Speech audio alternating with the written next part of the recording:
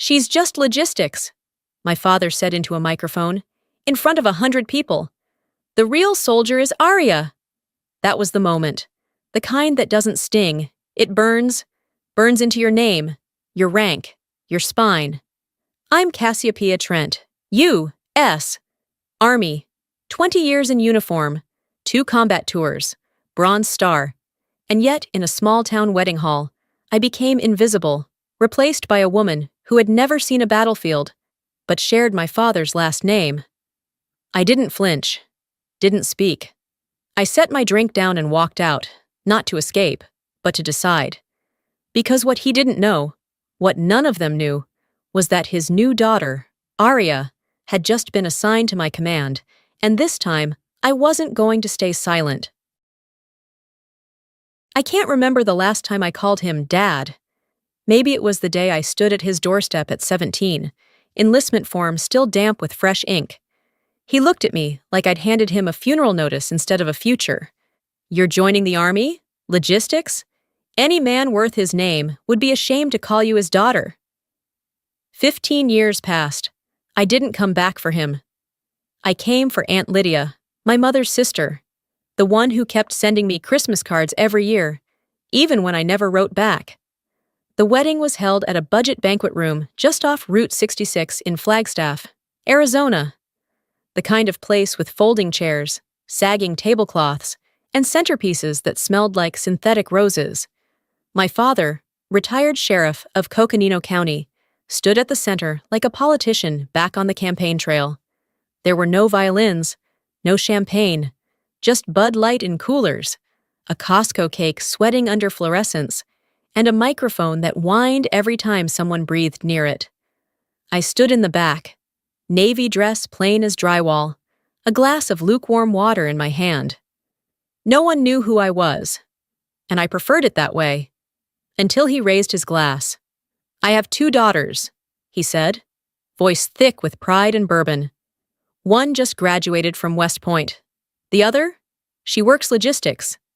Never did understand what honor really means. It didn't hit me like a punch. It hit like silence, like the kind that swells before someone slams a door. No one laughed. Forks stopped mid-scrape. A few heads turned, half curious, half embarrassed. I didn't flinch, didn't speak. I set my glass on the nearest table and turned to the young waiter who looked like he wanted to crawl under the buffet line. "Got any ice water? This one's gone warm." Then I walked out. The parking lot was quiet, just the buzz of old sodium lights and the distant thump of someone's car stereo. I popped the trunk of my car. Inside, still in its garment bag, hung my full dress uniform, the one with the bronze star pinned above the nameplate, the one that made cadets stand straighter when I entered a room. I ran my hand over the zipper, then shut the trunk. Not yet. Not like this. I was raised in a house with 2 rules. 1, daughters stay quiet. 2, real men, especially cops, don't cry. I broke both. Mom died when I was 14. After that, my father, Harold Trent, became judge, jury, and executioner. When I told him I wanted to enlist, he slammed the papers down on the kitchen table like I'd confessed to something criminal. "You want to be what? Some gun cleaner for frontline grunts?" I left that day. I never stepped foot in that house again. Years passed. I rose through the ranks. I was stationed in D.C. at the time, holding a lieutenant colonel slot, buried in readiness reports and review boards. Then, one afternoon, a plain envelope arrived on my desk. No email, no call, just a handwritten letter, postmarked from Arizona.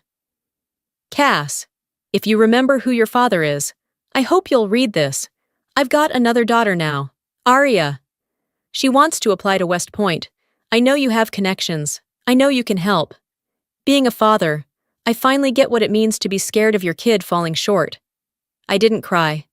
I didn't reply. I just folded the letter in half, slid it into the back of a drawer, and pulled up her file. One discrepancy, one red flag in her physical readiness test, a failed 2-mile time, 1 minute off standard. I overwrote it. I didn't rewrite the record. I didn't lie. But I scrubbed the note from the comment section, The way you erase a fingerprint without leaving the glass empty. I never told him. And I never told her. Just once. I told myself. Just this once. The Monday after the wedding. I returned to Fort Leonard Wood. The air still felt heavy from what had happened in that dim banquet hall, but I shook it off. There were cadets to train, officers to evaluate, and a program to run. New rotation. Fresh batch of second lieutenants arriving for the logistics officer track. My aide handed me the printed roster over morning coffee. My eyes moved line by line, until they stopped. Cold. 2LT Aria Mayfield. Assigned Logistics Officer Cadre. I froze. Her name. Her assignment. Her chain of command. Under me. I walked back to my office, shut the door, pulled her personnel file from the internal system and printed it. Spread it across my desk like evidence at a crime scene. Photo ID, her hair tied too tight, smile not quite reaching her eyes. Summary. Recent West Point graduate. Academic performance, above average. Recommendation note. Candidate supported by legacy letter. Recommended with caution. There it was. The trace of that letter, the one I'd never replied to. The one signed in my father's uneven handwriting, with the plea, if you still believe in family at all, help her. She didn't know I had. She didn't know I existed in her story. And now, she was walking straight into mine, without a clue. I didn't feel anger, not yet. Just a quiet tightening in my chest. The kind you get right before a storm rolls in. The kind that says, you opened the door, and now you have to decide what you're letting in. I'd seen plenty of new officers report in. Some with medals still too shiny, some too eager to prove they belonged, others hiding fear behind a square jaw and rehearsed salutes. But that morning, when Aria Mayfield walked into my office and stood at attention, I felt a tug just behind my ribs. Not anger, not pride. Something quieter, something that hummed like fatigue pressed against old scar tissue. Second Lieutenant Aria Mayfield, reporting on time, ma'am. I nodded. I didn't tell her my name was Cassiopeia Trent. I didn't tell her I was the one who'd signed off on her West Point file. And I sure as hell didn't tell her I was her half-sister, the woman her father had once dismissed as a girl with a wrench and a uniform. She didn't know. And maybe she wouldn't have cared if she had. Over the next week, I watched her from a distance, observed the way she spoke, walked, commanded space. She was confident, smooth in conversation, a little too polished for someone who hadn't earned her boots yet. But what caught my ear wasn't how she spoke to others. It was how often she spoke about herself. My dad was sheriff for 20 years. Rules were our bedtime stories. I heard the colonel here mostly runs paperwork, doesn't get her hands dirty, old school type. People listened, nodded. No one questioned her version of things. But I knew better. I kept my mouth shut, because when you hold rank, silence can speak louder than pride. Still, every time my name passed through her lips like a rumor, I felt something tighten behind my ribs again, not because I needed her to know who I was, but because she didn't think it mattered. That night, long after the barracks lights went dark, I logged into the personnel system and pulled her original West Point application. I hadn't touched it in years, but I remembered the section, physical aptitude test, 2-mile run, recorded just under 16 minutes, 1 minute off the required threshold. Back then, I'd called it a rounding error, a minor adjustment, a one-time correction for someone who still had time to learn. Just once. I told myself, just this once. The current report was already waiting in my inbox. Aria had passed the same 2-mile run last week, 15 minutes, 34 seconds, just enough to slide under the bar. But the field note from the drill sergeant raised a familiar flag. 1 lap strong, then a sudden gap in visibility, and a final sprint to the line. It was subtle, almost nothing. The kind of thing that gets overlooked when someone wants to see promise. I didn't sign off. I printed it, slipped it into a manila folder with her name on it, marked it with a red tab, let it sit in the bottom drawer of my desk. The next day, in the officer's mess, I heard her before I saw her. Colonel Trent? She's got a good handle on SOPs. I guess. One of those checklist commanders. Probably never had to push past protocol. Another voice chimed in. Didn't she serve in Afghanistan?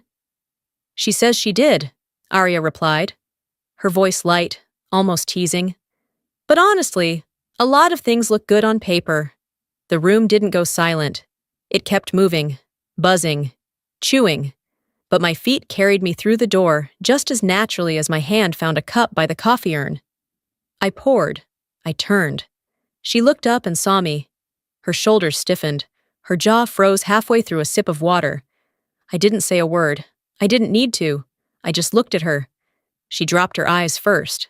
I took a sip, walked over, and stood directly across from her. I used to be you, I said. Ambitious, loud, smart enough to think I knew everything. But I never looked down on someone before I understood what they carried. I didn't wait for her to reply. I walked out with my coffee still steaming in my hand. She hadn't said my name yet, but I knew it was coming. Not because she would recognize it, but because soon she'd have no choice. Some truths don't need to be told. They find their own way out, like sunlight slipping through cracked blinds. That week, a long classified mission report was finally cleared for public recognition. The Helmand extraction, a rescue op I'd led years ago in southern Afghanistan, was declassified and picked up by the Internal Military Bulletin. A grainy photo showed me in combat gear, dust on my face, helmet tilted back, eyes sharp. The caption read, Cole, Cassiopeia Trent, Operation Lead, Helmand extraction, 94% recovery rate. I hadn't talked about it, never saw the point. After all, what do medals do, except gather dust when the room's empty? But now it was out there, on inboxes, bulletin boards, rec room TVs. Not because I wanted it, because the truth has a rhythm of its own. The ceremony was held Thursday morning on the parade field at Fort Leonard Wood. I put on my dress blues for the first time in years, not to prove anything, but to confirm everything. Arya was seated in the front row with the new officers. I caught a glimpse of her laughing quietly with someone beside her. She didn't know. But when the announcer called my name and I stepped up to the podium, the change hit her like a winter wind. She didn't stand. She froze. The chatter died. Rose stiffened. Even the wind paused. I didn't look at her, but I heard it, caught between breath and disbelief. Oh my God, that's my general. That's my sister. I stood at the mic and scanned the sea of uniforms. I didn't speak for long. There's not much I need to say. 20 years in this uniform taught me one thing. Honor isn't applause. It's how you move when no one's clapping. I stepped back, saluted, and let the silence speak the rest. Chinochrisals. That afternoon, I called Arya into my office. She came in slowly. Not the same girl who used to toss her hair and smile like she owned the room. Her shoulders were lower, eyes rimmed in red. She didn't sit until I gestured. I placed her file on the desk. Didn't open it. Didn't raise my voice. Lieutenant Mayfield, are you aware your physical training records have been flagged? She nodded. Barely. I pushed the folder toward her. I thought giving you a chance meant helping you, but maybe it just delayed the lesson. Her head dropped. For the first time, her voice was almost small. I didn't know you were... Dad never told me. He said you were an admin. He never once called you a colonel. I swear. I believed her. He'd written me a letter once, begging me to help get her into West Point, but he'd never told her I answered. Never gave her the name of the person who carried her through the gate. Her eyes filled, but she didn't break down. She just asked, soft and trembling, "Do you hate me?" "No," I said. "But I won't coddle you. I'll train you like everyone else. If you rise, it'll be because you earned it, not because I held the ladder." I stood and walked toward the door. 0500, Training Field B2. Bring your running shoes. She stood, steadier than I expected, and for the first time, she raised her hand in a proper salute, sharp, respectful, and just a little shaky. Yes, ma'am. October skies in Missouri cut like glass against the skin. At 05:02, the training field at B2 glowed under cold floodlights. The pavement was still wet from overnight dew, and the wind sliced through the flagpoles with military precision. I stood beside Sergeant Givens, clipboard in his left hand, coffee in his right, voice rough and uncompromising. 2 miles, time standard, 15 minutes, 36 seconds. Anyone over fails. No exceptions. Arya stood at the starting line. No makeup, hair tied high, boots worn, mud caked from drills the day before. She didn't look at me, but I knew she felt my presence. It hung in the space between us, heavy but earned. The whistle blew. She ran. I didn't cheer, didn't nod, just watched. Her pace on the first lap was solid, focused. The second lap, I saw her stumble, a brief hitch in her left knee, but she pushed through. No shortcuts this time, no breaks behind buildings, just grit and gravel. At 15:18, she crossed the line, legs giving out beneath her. She collapsed onto the damp field, hands fisted in the grass, lungs dragging in October air like it might be her last. Givens glanced at his watch, then at me. 15:18, passed. I didn't walk to her. I didn't offer a hand. You get up on your own, I said calmly. Nobody carries you here. She pushed herself up. It wasn't graceful, but it was solid. Her eyes met mine, no defiance, no fear, just something new. Starting today, I told her, you're not someone's daughter. You're a soldier, and a soldier doesn't wear someone else's medals. She nodded, swallowed hard. Yes, ma'am. I turned and walked away. Not out of coldness, but because the moment didn't belong to me anymore. What I felt wasn't forgiveness. It was permission, granted, not given. A door cracked open, just wide enough for her to step through. The sun was low over Fort Leonard Wood, casting long, amber shadows across the concrete. As I stepped out of the office that evening, I saw him standing just below the stoop, hands in his jacket pockets, shoulders pulled in against the wind. He didn't wave, didn't speak, just waited. I kept walking until I was 2 steps from passing him. Then I stopped. Cass, he said. I didn't respond. I waited. They called you Colonel, he continued, voice dry and thin. On the news. The bulletin board outside the rec center. I still said nothing. He shifted, swallowed hard. At the wedding. I didn't know how to say it right. I never did. I raised a hand. Not in anger. Not to shut him down, but to draw a clean line. I don't need you to apologize, I said, my tone steady. I just need you to stop lying about who I am. He blinked. Nodded once. His eyes never left mine. I turned to leave, but halfway down the path. I glanced back. He stood at attention, heels together. Then he lifted his hand and saluted. Sharp, deliberate, regulation perfect. He wasn't saluting a stranger, not a disappointment, not Cass. He was saluting Colonel Cassiopeia Trent, for the first time, and for me, that was enough. 2 weeks later, the morning was cold and clean. I stood near the edge of the parade field, coffee in hand, watching the new platoon move through their drills. Breath puffed in white clouds, boots pounded against frost-bitten dirt. At the front of the formation, Arya ran steady, shoulders square, cadence tight. Her combat boots were newer than most, still holding their factory white in the creases, but they were no longer clean. Mud clung to the soles. Her shirt clung to her back. She didn't look at me. She didn't need to. A young sergeant stepped beside me, squinting toward the front of the pack. Ma'am, he asked, is she related to you? I took a sip of coffee, let the question hang in the cold. No, I said calmly. She's a soldier.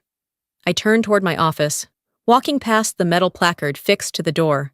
Cole, Cassiopeia Trent, commanding officer. And I thought, not every battle needs to be won. Some just need to be seen. especially the ones someone else finally chooses to fight.